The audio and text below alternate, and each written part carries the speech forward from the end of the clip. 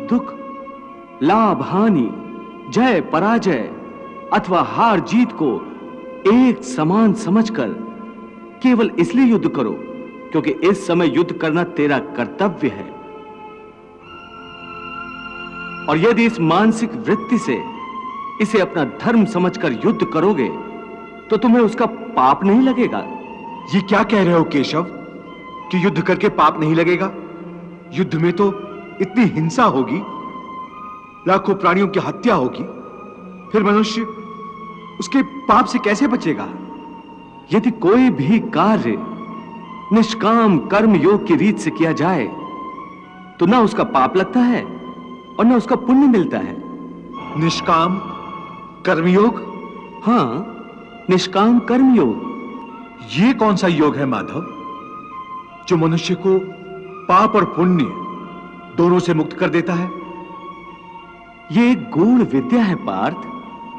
जो इसके रहस्य को समझ लेता है वो इस संसार में रहते हुए भी, संसार के सारे कर्म करता हुआ भी कर्म फल के बंधन से मुक्त रहता है।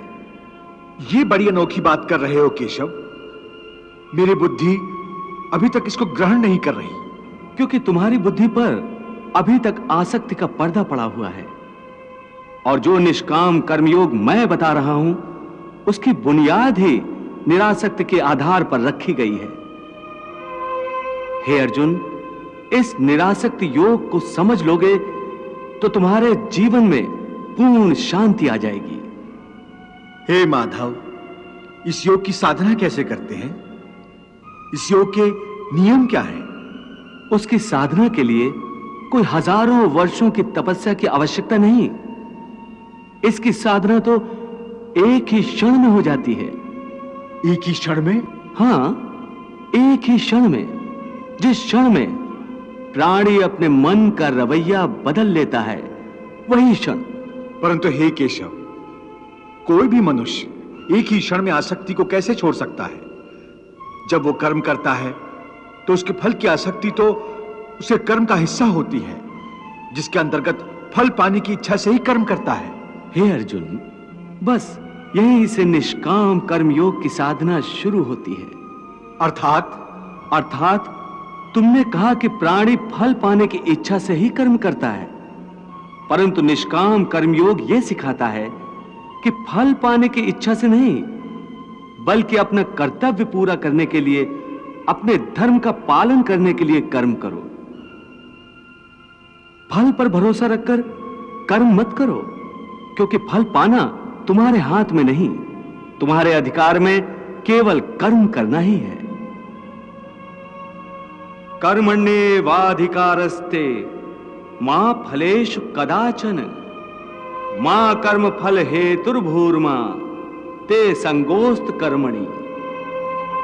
हे पार्थ, तुम कर्म कर सकते हो, कर्म करने का संकल्प कर सकते हो, परंतु इसका फल पाना तुम्हारे हाथों में नहीं है।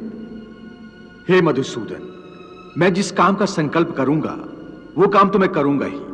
जब भोजन करने का निश्चय करके बैठूंगा तो निवाला उठाकर मुंह में रखूंगा ही, तभी तो उसे खाऊंगा। यदि वो खाने का निवाला तुम्हारे प्रारब्ध में नहीं है तो उसे तुम मुंह तक तो ले जाओगे, परंतु उस ग्रास का एक दाना भी अपने मुंह में नहीं रख सकोगे।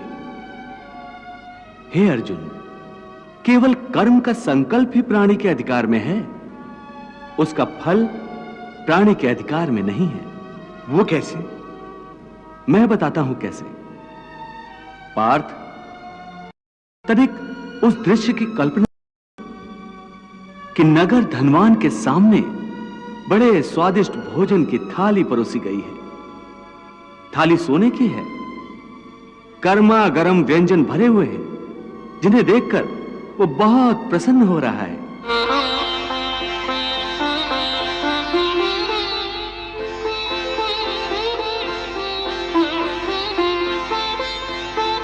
वो बड़ी प्रसन्नता से पहला निवाला उठाता है।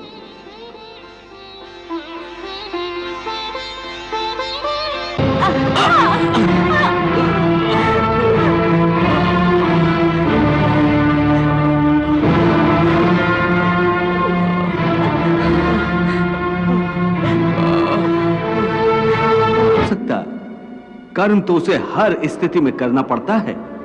परंतु सन्यासी तो कर्म का त्याग तो करते ही हैं। हे पार्थ, सन्यासी भी कर्मों का त्याग नहीं करते, ना ही कर सकते हैं। मैंने पहले ही कहा था कि सन्यासी भी कर्म करते हैं। खाना पीना, उठना बैठना, तपस्या करना, साधना करना, ये सब भी तो कर्म ही है। कर्म से कोई कैसे मुक्त हो सकता है? हे केशव, जब कर्म से मनुष्य मुक्त नहीं हो सकता तो वो कर्म कैसे करे कि उसे पाप और पुण्य से मुक्ति मिले? हे पार्थ, इसका तरीका यह है कि मनुष्य फल की इच्छा त्याग कर कर्म को अपना धर्म समझकर करे। फल उसे अवश्य मिलेगा, परंतु इस फल का वो विधान की इच्छा समझकर स्वीकार करे। ज्ञानी पुरुष इसी योग को अपनाकर कर्म योगी बन जाते हैं। हे अर्जुन, तुम इंद्रलोक दिव्यास्त्र पाने के लिए गए थे, तब उर्वशी के मोहजाल में नहीं फंसे थे, उर्वशी से मोहित नहीं हुए थे, क्योंकि उस समय तुम्हारा मन निरासक्त था। उर्वशी के कारण तुम विचलित नहीं हुए थे, परंतु आज कैसे विचलित हो गए हो? उस समय तुम अपना धर्म नहीं भूले थे, परंतु इस समय तुम अपना धर्म भूल रहे हो। इसका कारण जानना चाहोगे? हां केशव। तुम्हारा मन तुम्हारे काबू में नहीं है, क्योंकि तुमने कर्म योग नहीं अपनाया। क्या कहा? कर्म योग से मन काबू में रहता है? हां अर्जुन, कर्म योग के कारण कर्मयोगी का मन इधर उधर भटकता नहीं है।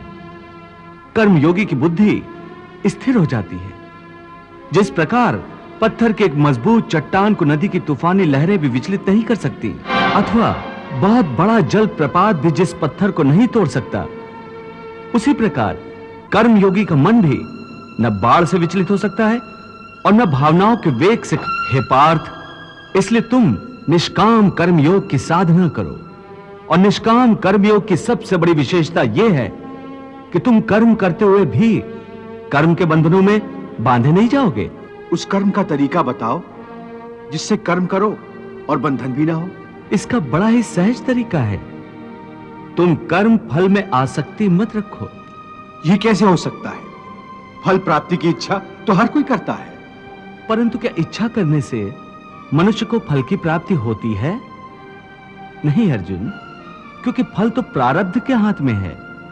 और जो भी मनुष्य फल प्राप्ति की इच्छा करता है, उसका मन फल के बारे में सोचकर अपने कर्म और कर्तव्य से विचलित हो जाता है और उसे वो फल प्राप्त नहीं होता जिसकी उसने इच्छा की थी।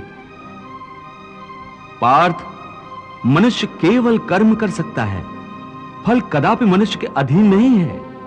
केशव, यदि फल की प्राप्ति मनुष्य या उसके कर्म के अधीन नहीं है तो कर्म ही क्यों करे? क्योंकि मनुष्य का धर्म है अपने कर्तव्य का पालन करना। इस कर्तव्य पालन के लिए आवश्यक कर्म करना। परंतु हे केशव, फल प्राप्ति की कामना छोड़ने पर मनुष्य में कर्म करने की प्रवृत्ति उत्पन्न कैसे होगी? यदि फल की इच्छा न रहेगी तो मनुष्य कर्म ही क्यों करेगा? हे अर्जुन, जो साधारण मनुष्य फल की इच्छा से ही कर्म में प्रवृत्त होते हैं, वो सुख दुख आदि के चक्र में फंस जाते हैं। उनकी मन शांति नष्ट हो जाती है। हर पल हर समय फल प्राप्ति के विचार से उनकी निद्रा उड़ जाती है। हे पार्थ, तुम दुर्योधन और उसके भाई को ही देखो। बचपन से ही दुर्योधन, शकुनी और दुशासन आदि ने हस्तिनापुर के सिंहासन को प्राप्त करने के लिए कितने अधर्म किए, याद है ना तुम्हें? उन्होंने जब भीम भैया को पानी में फेंक दिया था और वो घटना भी याद होगी जब इन्हीं कौरवों ने तुम सब पांडवों को लाक्षागृह में जलाकर मार डालने की चाल रची थी। कैसी लाजवाब चाल थी उनकी। उस आग से तुम लोगों का जीवित बचकर निकलना असंभव था। कितना योजनाबद्ध कर्म था। परंतु इस कर्म का फल उन्हें मिला नहीं, क्योंकि प्रारब्ध की योजना और थी। इस प्रकार उनकी इच्छा विरुद्ध जब सारे प्रयास विफल हो गए तो उन्होंने तुम सबको छल कपट से काम लेकर 12 वर्षों के वनवास और 1 वर्ष के अज्ञातवास में भेज दिया था। परंतु बार बार प्रयास करने के बाद भी कौरवों को उनकी इच्छा अनुसार फल प्राप्त नहीं हुआ। वो ये भूल गए थे कि फल प्रारब्ध अनुसार मिलता है। इन दुष्कर्मों के चक्र में वो बुरी तरह फंस गए हैं पार्थ, और जिस फल की कामना वो कर रहे हैं वो फल उन्हें प्राप्त नहीं होगा, बल्कि दुष्कर्मों का बुरा फल ही उन्हें मिलेगा। यह बात तुम सदा याद रखो।